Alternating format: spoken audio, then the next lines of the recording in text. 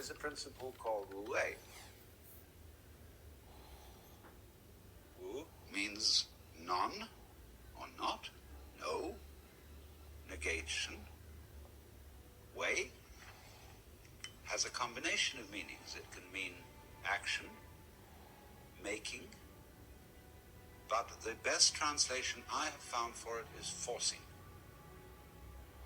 And so Wu Wei is the principle of not forcing in anything that you do. Now we know when we watch any performance of an artist, be it a dancer or an actor or a musician, we know immediately when the performance is forced. And we say it doesn't ring true, it's too artificial, it doesn't seem to be natural. Many people who study the Taoist doctrines think that Wu Wei means do nothing, in the sense of laissez-faire, be lazy, always be passive. It doesn't mean that. There is a time for action. When you study judo, you use muscle only at the right moment. When your opponent is hopelessly overextended and off balance, and you add a little muscle to it and you throw him across the room. But only then. You never use muscle at the wrong moment. For as Shakespeare knew perfectly well, there is a tide in the affairs of men which, taken at its flood, leads on to fortune. And so Wu Wei is based on knowledge of the tide, the drift of things. Get with it. Wu Wei is the art of sailing rather than the art of rowing. So, one of the most famous sayings of in the Lao Tzu book is superior virtue has no intention to be virtuous, and thus is virtue.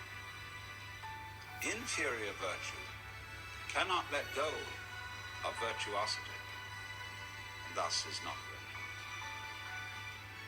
So one could also say, the real Wu Wei is not intentionally Wu Wei, and so is Wu Wei. But inferior Wu Wei so tries to be Wu Wei that it isn't. In other words, this is saying Wu Wei is not a matter of cultivated passivity or even of cultivated spontaneity, because there are people who think that they are released, that they have realized that they are the Tao, as all of us in fact are, or that you are, to put it into Vedanta terms, every one of us is the Brahman, the eternal self of the universe, beyond all description or classification or thought. And say, okay, baby, I'm that. Now I'm going to have a ball. Well, what kind of a ball do they have? Well, what they do is they look up the rules on which society runs and do the opposite. Well, that's still running by the rules of society. And it's the mirror image in reverse. That's not spontaneity. You have to be able to realize that you don't know what you really want to do until you are very quiet. And it tells you. See, we are in heaven now because the earth is a spaceship and heaven is space. What is called in Chinese kun, Japanese ku, the void. That's what is important. Most of us don't know this. Space. It comes down to space always. Space, which nobody can define, nobody can imagine, appears to be nothing, is the foundation of the universe. But you have to become again as a child to see that. Now you go back to your childhood. What were the fascinating things? What's out there? What's beyond the stars? How long does it go on? And Mama said, It goes on always and always and always. Child wonders. He's excited. That this is something that never ends. Then the child asks about time. How long ago is long ago? Well, the Bible says that in the beginning God created the heaven and the earth. Well, what did God do before he did that? Well, as one person said, he sat up thinking punishments in hell for people who ask silly questions. But still, that's only a joke. And the child thinks of God going back and back and back forever, never beginning. So in the same way you think about death, go to sleep and never wake up. Never. Whew. Why, it would be as if you never had existed. Not only you, but everything else. Which is, of course, the way things were before you were born. You know, how about waking up after having never gone to sleep? That's quite a thought. There's something fishy about it all. So we get a funny feeling when we think those questions really through. Very funny feeling. And children, you see, love to get into that funny feeling.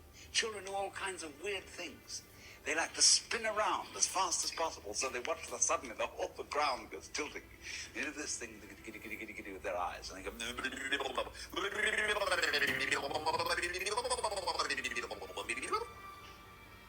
and make faces and test out their bodies in all sorts of funny ways. Because they know from the beginning that the world is weird. A strange thing. Because everybody knows what it's all about. Only they won't admit it. Being brought up is being taught not to admit it. But you know very well what's going on. But in order to find out once more as an adult, you have to become again as a child. So what does that involve? It means, ladies and gentlemen, would you please check your ideas and opinions at the door? First of all your philosophical and religious views, all your logic.